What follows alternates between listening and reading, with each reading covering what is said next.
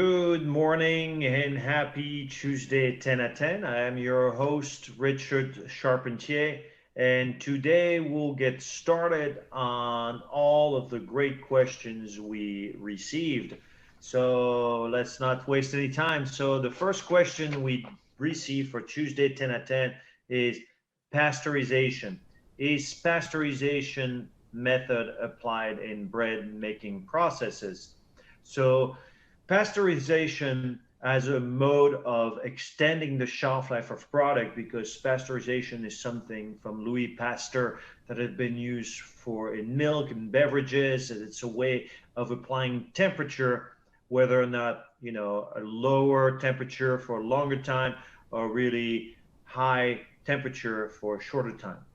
And so everything can be done. The process of pasteurization bread, it's something I have seen, but the key is how do you set it up? It's more complex than just saying I'm going to pasteurize, because your bread is already baked, and then you have to take your bread out and find a way to pasteurize, basically get within a 57 Celsius to 72 Celsius, which is 135 to 162 Fahrenheit, and find a way to pasteurize your bread.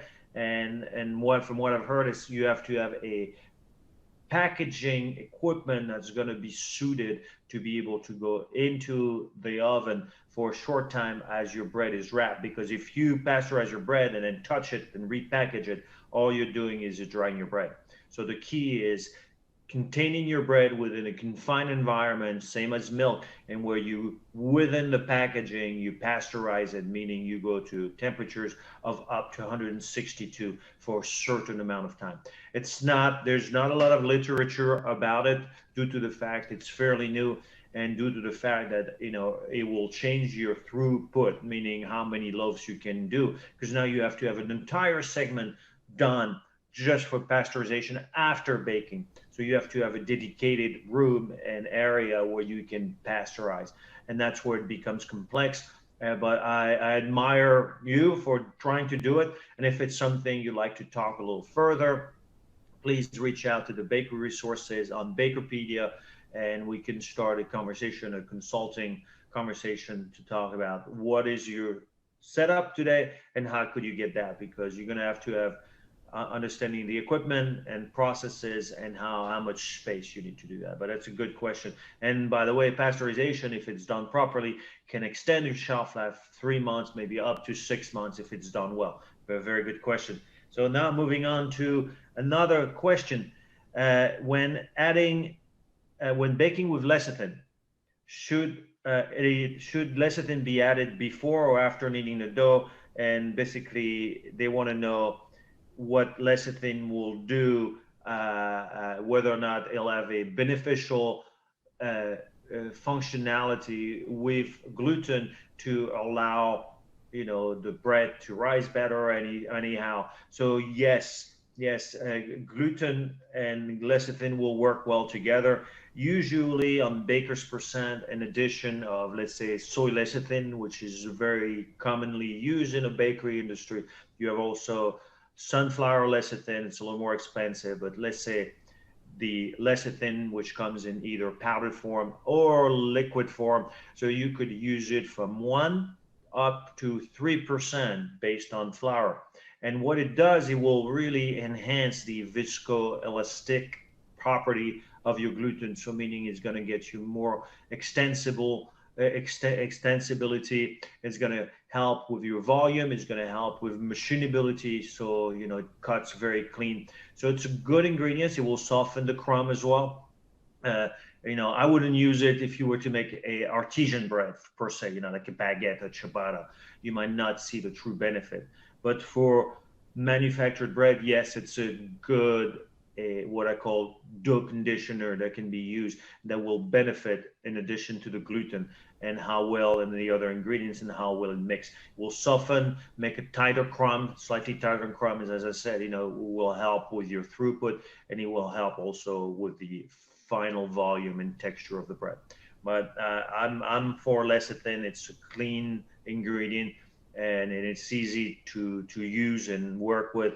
And depending on whether or not you decide to go with the powdered form lecithin or the liquid lecithin, which is a little more difficult to handle. But good question, and keep on trying new things. Now, what is the? We have a question. What is the potential cost of a gluten-free certification? So when it comes to gluten-free certification, there is no simple dollar value one can assign, but you have to have a great product that you're trying to market, and where you're going to distribute your product. And right now, gluten-free certification, just so it's all clarified for everybody, it's not regulated currently by either the USDA or the FDA. So basically, putting it's like you see a GMO, non-GMO sticker on packaging. It's a certification that you get that where it allows for consumers to quickly recognize who's being certified. Being certified means you went through the extra step with the manufacturer to ensure that your product is manufactured in a facility that is certified gluten-free. Because what it is you have so many different people buying gluten-free or making gluten-free. It's a good certification to look on your packaging and who's doing what to your product. So and how the length of the certification they went through. And what I found out is you can go through you're going to have your product analyzed by the Food Allergen Resource Program, the FARRP, and it's about $80 from people at Bakerpedia did the research. Mark did the research, and so it is a voluntary certification to gain consumer confidence for marketing purposes. And so as long as you meet that, you will be able to do that. But it's a little more complex than getting it and giving you a price. It's going to be based on the type of products, who's your co-manufacturer, and the type of product to be analyzed. So they're going to have to ensure, you have to go through several processes and several analysis in order to be certified. So, but that's a good thing. That's a good question. Sorry we couldn't get you an exact price, but that's a very good question. So now moving on to a next question. We have someone, they say, we're running a commercial bakery in Ogun State in Nigeria. Hey guys, and hi to all my Nigerian friends. What can I use to increase drying time before slicing as my bread slices stick together after slicing? Yeah, it's a common issue. And what it is, it's about applying certain rules. And how do you apply certain rules? Because you have to, the first thing to ensure, because I'm not there, to check what is the internal temperature of your bread when baked. I would check that because you would need to be between 202 to 205 to ensure that all your starch has gelled and everything is baked. You didn't leave anything unbaked or gummy, which would make it gummy on the blades and stick. But in your case, it probably how hot you're slicing a bread. And when you're slicing a bread, to prevent any slices sticking together, when bread comes out of the oven, the inner temperature, as I said, will be between 200 and about 205, which is 93 Celsius to 95 degrees Celsius. This temperature will have to be maintained for some time, and when it's able to cool the bread enough until you cool to internally to about 90 Fahrenheit to 110, which is 32 to 43 degrees Celsius, which is the optimum temperature to slice your bread. And also, as another rule to prevent sticking, it's good to stay within the temperature of the facility. If you have air-conditioned facility, and the internal temperature of your bread has to stay within 10 plus or minus 10 degrees Fahrenheit, or let's say 4 degrees plus or minus Celsius between the temperature of the plant. So if we say your temperature of your bakery, you're trying to target 95 internally to slice your bread, 95, 96. So you want your bakery, and if your bakery is air conditioned at 70 degrees, your delta, the gap between those temperature, will create condensation because you're cooling it too rapidly. Then you put in the packaging in the different warehouses. So it's all about temperature and making sure your bread is not still too hot, and that's why, and still releasing moisture within your packaging because it will stick together. And also, one point I don't know is the ingredients you have. If you have a lot of gums and a lot of sort of starchy ingredients, will contribute to stickiness and how you're slicing it. So, but I give you the, remember 93 Celsius to 97, internally. No, sorry, 32 to 43 internally before you slice is important to follow. Don't slice it too hot as it will create stickiness issue. So now for a next question, we have someone says, I have a pizza oven and I bake my burger buns at 200 degrees Celsius, which is 392 Fahrenheit, and I give them enough proof and they double in size, bake them, but as they cool down, they always come out chewy and hard on the top. Please, I need help. So not seeing the picture, I'm going to give you a quick thing of what I would think it is. Once your bread are very chewy and the hardness on top, it could be your proof box is very dry. So you're creating sort of a crust on the top. And if it's too chewy, then what formulation are you using? Because if you're proofing it the right time, what's the length of time by the time you mix the dough to the time you bake it in the oven? How long do you take? Because if you allow for proper fermentation, you will create normal enzymatic reaction. So the enzyme present in your flour will react it. But in that case, I think the key is, again, I would be more than happy to consult with you and help you out with your issue. But that's probably within either the formulation, the proper hydration. Are you hydrating properly? What other ingredients are you using? Enzyme? Are you using gums?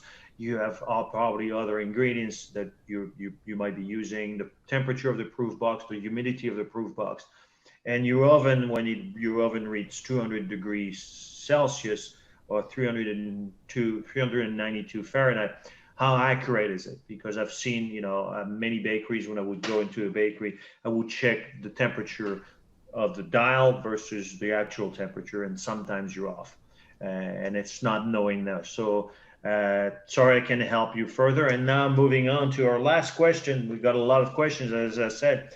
Where can I find information comparing Fairnograph results and how to determine what good results and bad results are? So for those who are not familiar, Fermenterograph is called, it's an equipment, analytical equipment done by Brabander. It's called a Brabander Fermenterograph, and it measures several things. It measures the absorption. So you have a set absorption, and when you run it, it will give you on the curve the arrival time, the peak time, departure time, overall the stability time, how stable is your flour that you're using, and sort of the stability time is the tolerance of your thing, of your flour. And then there's the MTI, mixing tolerance index. And basically, the higher the number of the mixing tolerance index, the MTI, is the weaker your flour. So you want to be between 20 to 40 usually with a good flour. And I know in your question you mentioned you have a flour with a falling number FN of 103. The falling number is a different instrument. It's not a Fermenterograph number. And the 103, it's about the amylase activity. So each flour is basically the way it gels, and it's being heated. A solution of flour is being heated with a sort of a plunger, and the quicker it goes over time, over seconds, that means you have too much enzyme activity will break down the starches, and you're losing sort of the strength to retain, or the gelation strength. So normally a good quality flour will be between 250 to 350, and anything that falls under 200 is a poor quality flour.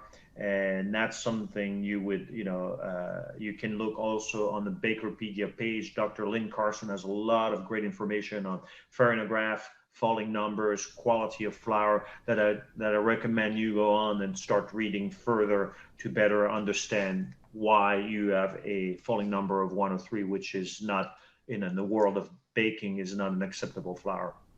All right, we're going to wrap it up. We went a little bit over time with lots of great questions. And thank you again for watching, for being part of Bakerpedia. It's a great resource for a lot of free information for you, the viewers. So thank you for listening, and you have a great rest of your day. Take care.